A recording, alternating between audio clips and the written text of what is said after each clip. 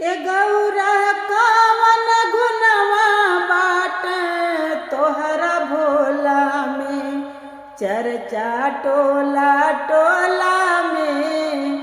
ए गौरा कवन गुनवा बाटे तोहरा भोला में, चर्चा होला टोला टोला में।